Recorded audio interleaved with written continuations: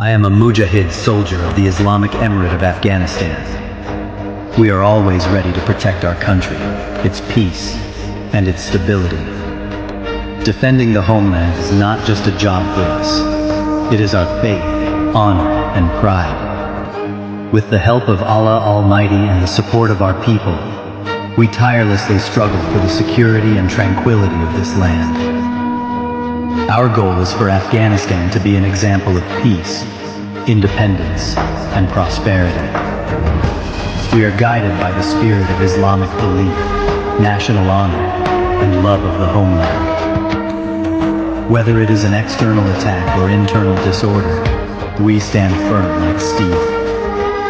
We thank our people for their love and prayers.